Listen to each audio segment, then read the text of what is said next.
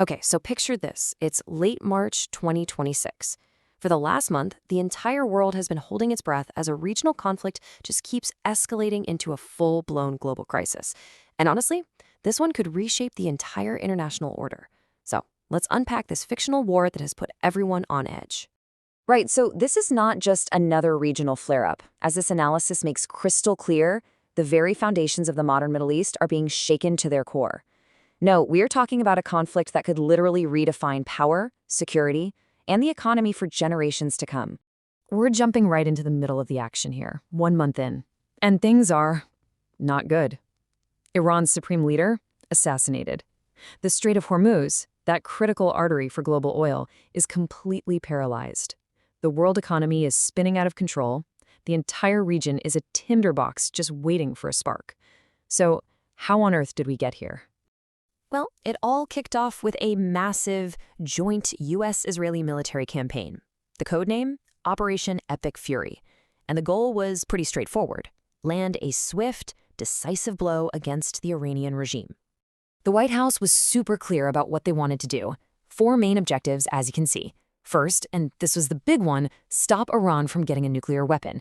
Second, take out their missile sites. Third, cripple their network of proxy fighters around the region.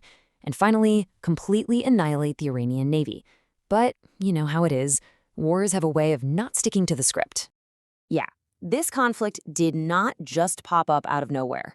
To really get how we got to Epic Fury, we gotta rewind a bit and look at the years of rising tensions and failed diplomacy that basically paved the road to this war. And when you look at this timeline, you can see a pretty clear pattern, right? Back in 2024, that long shadow war between Iran and Israel finally broke out into the open with direct missile strikes. A year later, it ramped up into the 12-day war. Then at the start of 2026, Iran was dealing with massive internal protests, which the government crushed. And all the while, the U.S. was quietly building up the largest military force in the region since 2003. The stage was set.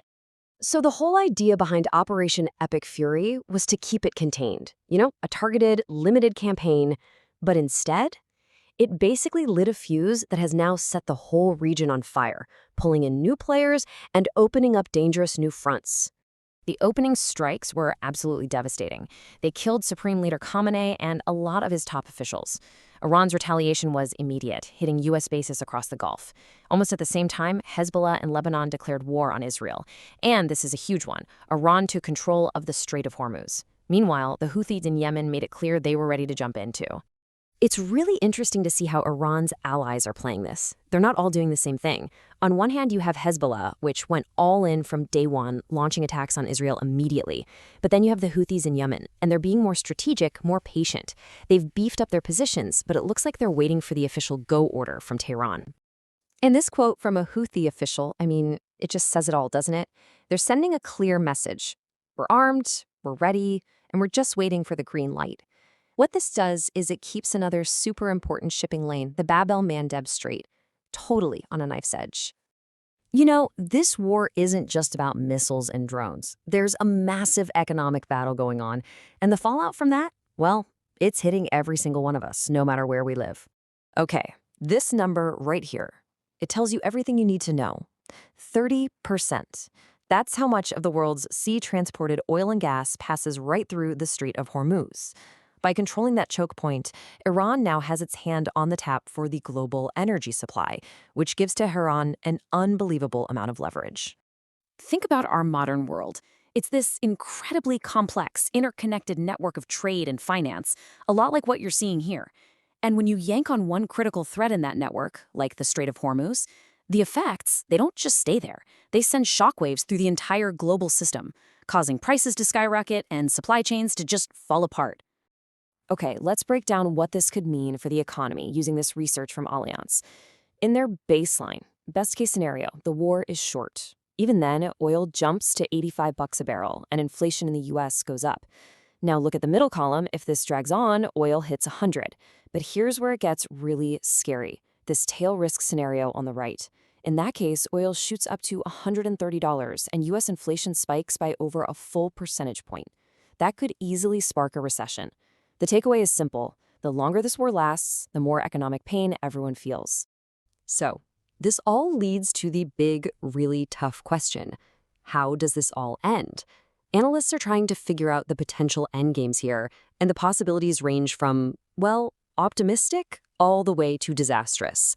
All right, scenario 1. This is pretty much the dream scenario for the US and Israel. In this version, Iran's military, including the super powerful IRGC, just lays down its arms. The regime completely collapses, and opposition groups step in to form a new, more moderate government. A nice, clean transition. Then you have the flip side, scenario 2, which, let's be honest, a lot of analysts think is way more likely. In this outcome, the Iranian regime gets battered, but it doesn't break. The leaders who survive just hunker down, pick a new hardliner to take over, and basically bet that they can absorb the hits and just outlast America's will to keep fighting. And then there's a third way this could go, kind of a middle ground, a negotiated settlement. In this future, a new leader rises in Iran, sees all the destruction, and decides that survival means it's time to talk. This could lead to some kind of deal, not a total surrender, but a settlement that lets both sides walk away and claim some sort of victory just to end the fighting. You know, at the end of the day, as this analysis points out, the first few airstrikes aren't really the most important part.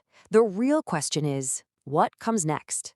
Will all this immense pressure on Iran force a negotiation, or will it lead to a long, grinding war, or maybe even a total collapse from the inside? So those targeted goals of Operation Epic Fury, they feel like a lifetime ago now.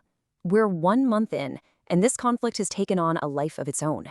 Now the entire future of the Middle East, not to mention the stability of the global economy, all hangs in the balance, resting on the answer to one huge question.